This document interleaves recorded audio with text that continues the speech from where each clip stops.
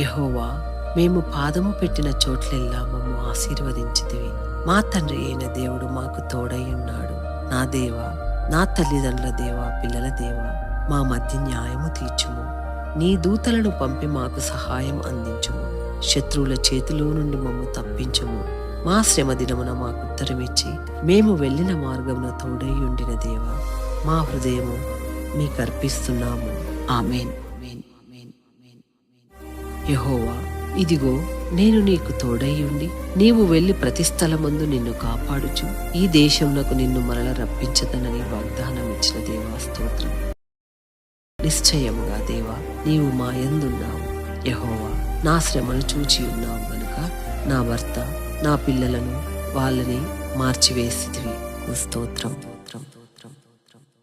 యెహోవా, ఇదిగో నేను నీకు తోడయ్యుండి నీవు వెళ్లి ప్రతి స్థలమందు నిన్ను కాపాడుచు ఈ దేశం నాకు నిన్ను మరల రప్పించదనని వాగ్దానం ఇచ్చిన దేవా స్తోత్రం. నిశ్చయముగా దేవా, నీవు మాయందున్నావు. యెహోవా, నా శ్రమలను చూచియున్నావు కనుక నా కుటుంబ సభ్యులందరి హృదయాలను మార్చివేసి నీ తట్టు తిప్పుకొంటివి.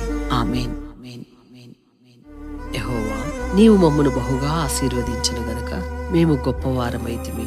యెహోవా, మా పిల్లలపై నీ ఆశీర్వాదము నిత్యము నిలిపి ఉంచుము.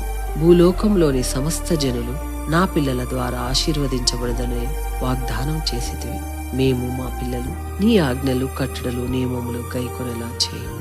ఆమేన్.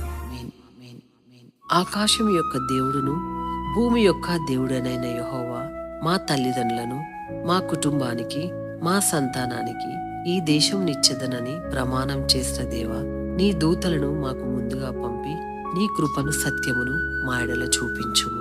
ఆమేన్.